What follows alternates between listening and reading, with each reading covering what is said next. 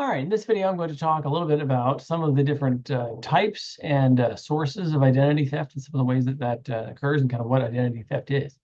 So first off, identity theft. Identity theft is basically when personal information is stolen and is used by someone to commit various types of fraud. So this could be a situation in which somebody steals enough of your personally identifiable information to open up loans in your name, or open up accounts in your name, or um, use your credit card to make fraudulent purchases, or things of that kind of nature. So they're kind of various different levels of kind of identity theft. So sort of at the relatively more common, not quite as dangerous sort of level might be, somebody manages to engage in fraudulent purchases with your credit card. And the reason why I say sort of the lower end is basically call a credit card company and say, hey, it's been stolen. They're fraudulent purchases. They investigate. And they should be able to turn up that, clearly you were not the person making the purchases and you're limited to a liability of $50. They cancel the card and then they send you a new one. So from that standpoint, that's sort of the lower end. At the higher end of the identity theft spectrum would be a situation in which somebody has compromised your social security number. They've gotten enough information where they've gotten government issued IDs issued in your name, but with their picture. And so they're running around out there with a driver's license that has your name on it and their picture and perhaps a different address. Who knows? And then they're doing things like taking out loans, possibly getting traffic violations, maybe even getting arrested, all these kinds of things, and it's all getting attached to your record because it's got your name and your social security number attached to it. So that would be the sort of the high end of just really bad, right? So identity theft can kind of take a whole range here of kind of how bad it could be. But unfortunately, there have been people who have been basically, they get pulled over for a speeding ticket, and then they get arrested for not having appeared in court for some speeding violation or something, and they're like, what are you talking about?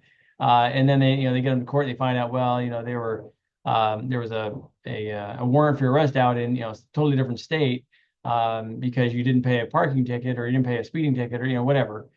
And then come to find out, like, well, somebody actually had stolen their identity and had engaged in misbehavior, and then of course, since it wasn't them, they didn't bother to pay it. And so sometimes that has actually occurred, things like that. So some different kind of types of identity theft.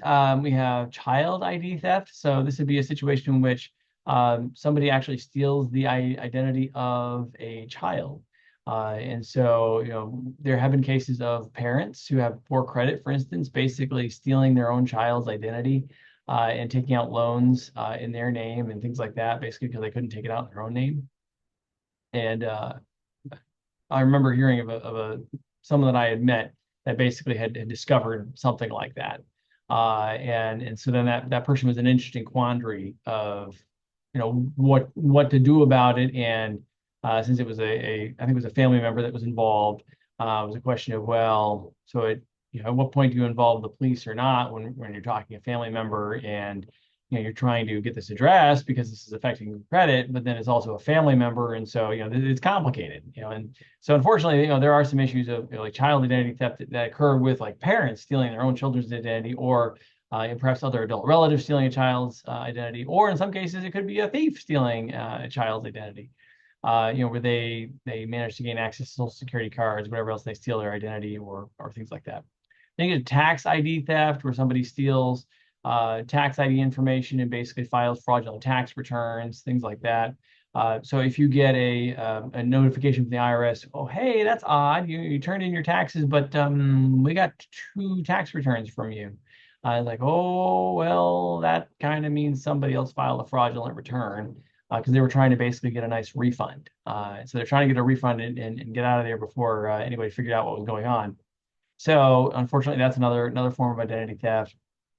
Medical ID theft, somebody steals your medical insurance information to basically benefit from your medical insurance. Senior ID theft, stealing the identifying information for an elderly individual and using it to open up accounts and things like that. Social ID theft, perhaps stealing social media credentials or things like that to um, basically impersonate online. And of course, that can be very damaging because somebody could impersonate you in various social media accounts and make it look like you're saying all kinds of nasty things or disparaging your employer or who knows what. Also, new account takeover ID theft. So this would be a situation where somebody manages to actually essentially take over a whole new account. So they may even open up a whole new account with identifying information. So they've just sort of taken over that whole account, and you may not even realize that until you start getting notices from somewhere. So those are some sort of broad types of identity theft. And if you start looking at from a probability standpoint, um, where most of that originates from, the largest percentage of cases of identity theft is basically a known source. So, that basically means somebody, if a person's identity is stolen, it's somebody that you know, basically. So it could be in the case of a child identity theft, it could be a parent or aunt, uncle, cousin, something like that. So it's some relative in many cases, or family friend, things like that. In the case of senior identity theft, same kind of thing. You could have a situation where somebody is stealing the identity of their parent, basically.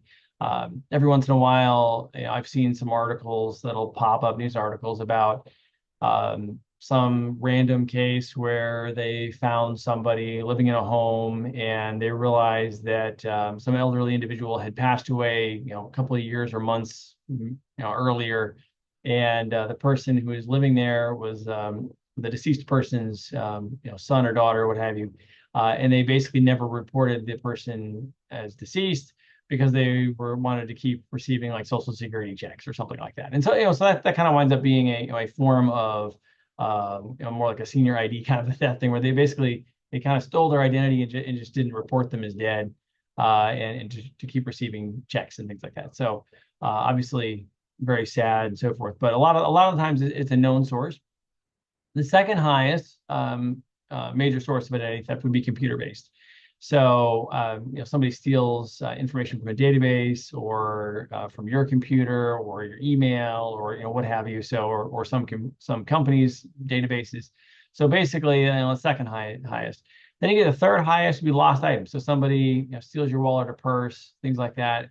And so then they've got your driver's license, they've got your credit cards, and then they start engaging in fraudulent activities, and that's basically a form of identity theft too, as well.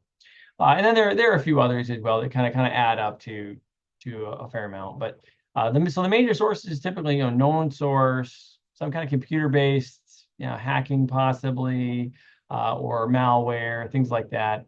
Or you lose items, some kind of sort of theft of some sort or lost items. Those are some of the biggest categories for that. Okay, so thank you so much for watching. Hopefully this little video about kind of some types and sources of identity theft has been helpful, and have a great day.